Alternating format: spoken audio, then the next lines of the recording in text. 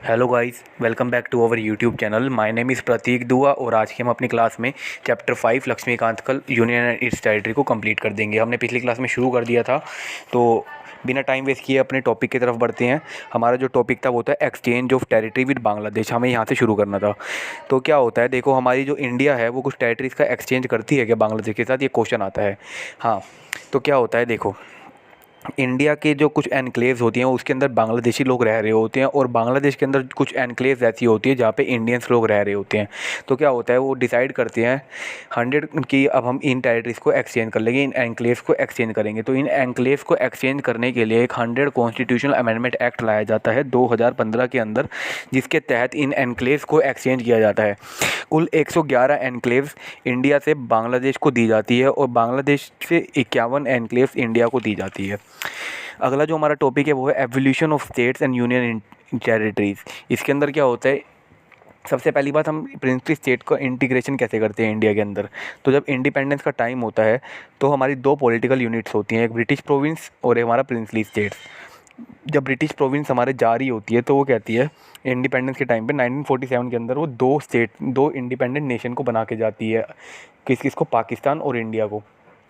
तो जो princely states होती हैं उनको ये कहा जाता है, उनको 3 चॉइस दी जाती है, तुम चाहो तो इंडिया को ज्वाइन कर लो, तुम चाहो तो पाकिस्तान को ज्वाइन कर लो और तुम इंडिपेंडेंट रहना चाहो तो इंडिपेंडेंट रह सकते हो।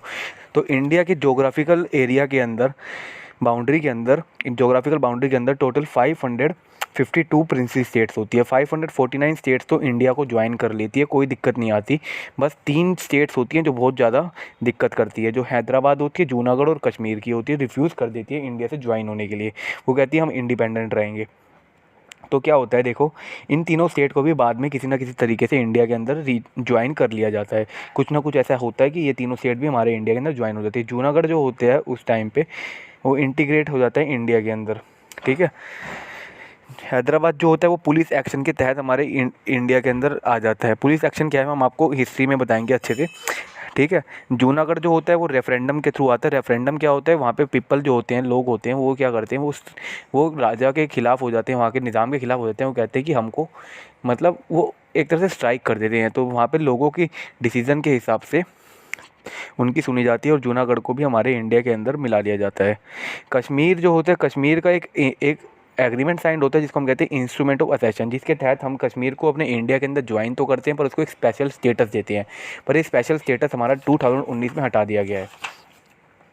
अब क्या होता है, अब आगे देखो, अब क्या होगा, हम पढ़ते हैं कि 1950 के अंदर कॉन्स्टिट्यूशन जो होता है ना वो क्या करता है, वो कहता है कि हम अपनी यूनियन को 4 भागों में डिवाइड कर देंगे, part A B C D. जिसके अंदर क्या होगा, ए में कौन होगा, ए के अंदर 9 गवर्नर्स होंगे, 9 गवर्नर्स होंगे ब्रिटिश इंडिया के। जो ब्रिटिश इंडिया जो हमारी गई थी, जो ब्रिटिश इंडिया जो हमारी थी, उसके वहाँ पे 9 गवर्नर्स बिठाए जाएंगे। जहाँ पे ब्रिटिश इंडिया के राज हुआ करता था वहाँ पे हमारे इंडिया के गवर्नर्स बैठेंगे। अब पार्ट ए में। पार्ट बी में क्या क्या कहा गया, पार्ट बी में कहा गया कि भाई 9 प्रिंसली स्टेट और लेजिस्लेचर को हम उसके अंदर रखेंगे। मतलब जो प्रिंसली स्टेट्स थी 9 और उनके लेजिस्लेचर को हम पार्ट बी में रखेंगे। पार्ट सी के अंदर क्या रखेंगे, कमिश्नर रखेंगे। कमिश्नर प्रोविंस जो आती थी ब्रिटिश की, उसको हम पार्ट सी में रखा था, ठीक है। और पार्ट डी के अंदर हमने अंडमान एंड निकोबार आइलैंड्स को रखा था।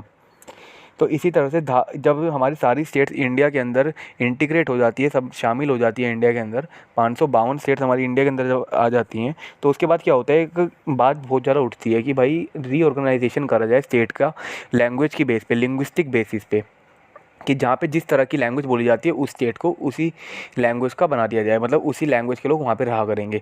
तो एक धार कमीशन आती है और जेवीपी कमेटी बिठाई जाती है। धार कमीशन पहले आती है। धार कमीशन जो होती है 1948 के अंदर आती है, जिसके अंदर ये कहा जाता है कि भाई लिंग्विस्टिक बेस पर हम क्या कहते हैं, रिजेक्ट कर देती है, इस आइडिया को रिजेक्ट कर देती है कि हम लिंग्विस्टिक बेस पे कोई भी स्टेट नहीं बनाएंगे बल्कि एडमिनिस्ट्रेटिव बेस पर बनाएंगे।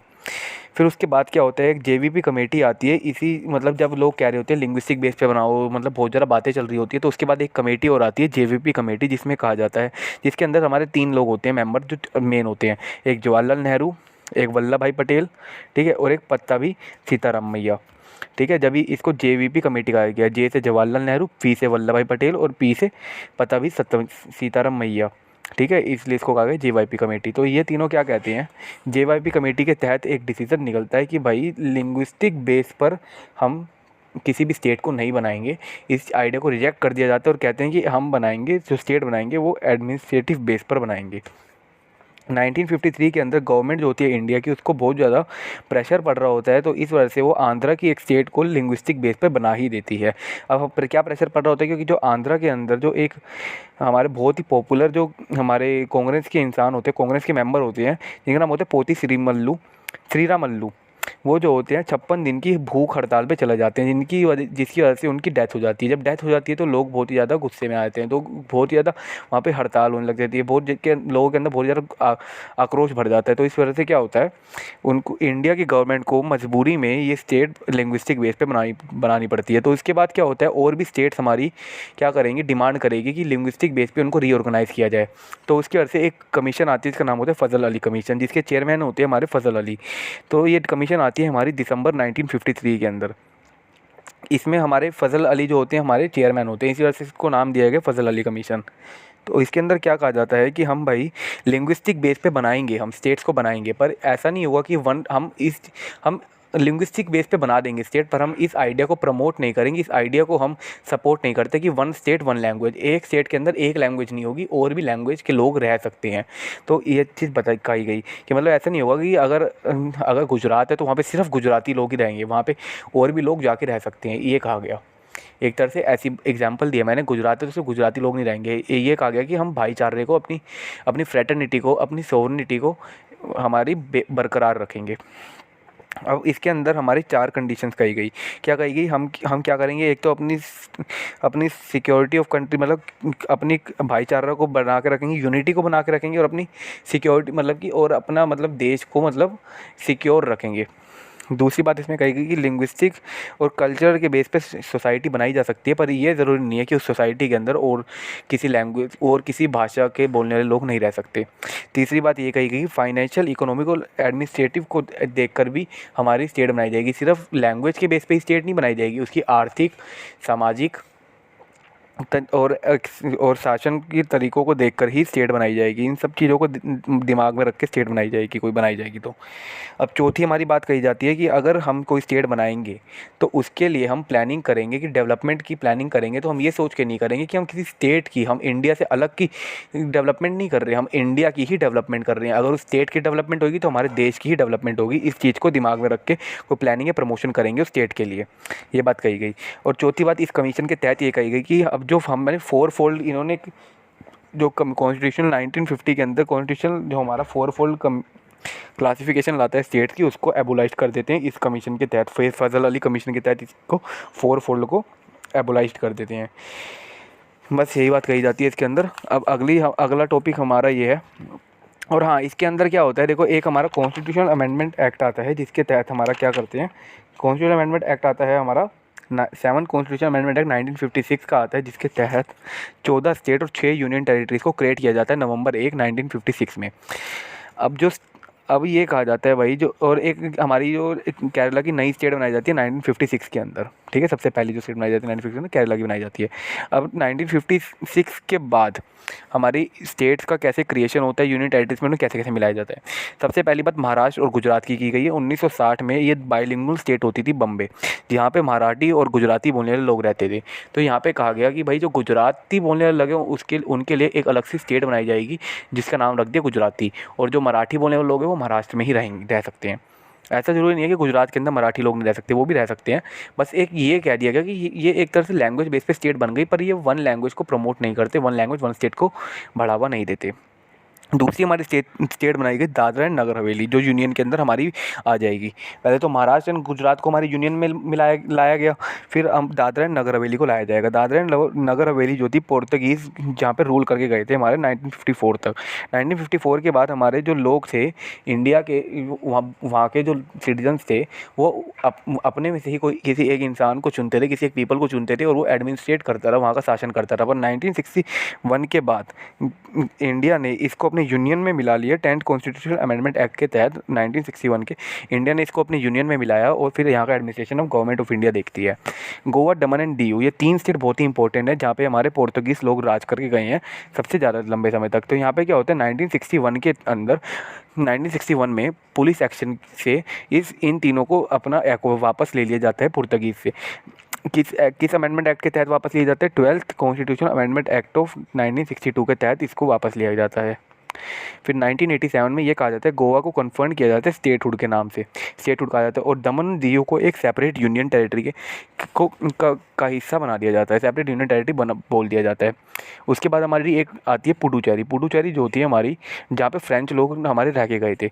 1954 के अंदर फ्रेंच जो हैं अपने हमारे इंडिया को ये पुडुचेरी हैंड ओवर कर देते हैं। उसके बाद हमारी जो 1954 से 1962 तक ये जैसे एक्वायर करती है हमारी इंडिया, जैसे किसी भी स्टेट को एक्वायर करती है उस तरह से हमारे यहाँ पे एडमिनिस्ट्रेट कर रही होती है। उसके बाद ये गवर्नमेंट ऑफ इंडिया जैसे पूरे इंडिया में एडमिनिस्ट्रेशन कर रही होती है वैसे ही एडमिनिस्ट्रेशन करती है हमारी पुडुचेरी के अंदर। उसके बाद हमारा आता है नागालैंड। नागालैंड जो होता है 1963 के अंदर एक नई स्टेट बनाई जाती है नागालैंड, जो कि हमारी नागा हिल्स और तुसैंग एरिया को मिलाकर बनाई जाती है। थोड़ा सा एरिया तुसैंग हिल्स का और नागा हिल्स का एरिया को मिलाकर बनाई जाती है, जो कि हमारे असम की स्टेट से आउट होता है, out of state of Assam, जो असम से थोड़ा सा बाहर पड़ता है एरिया।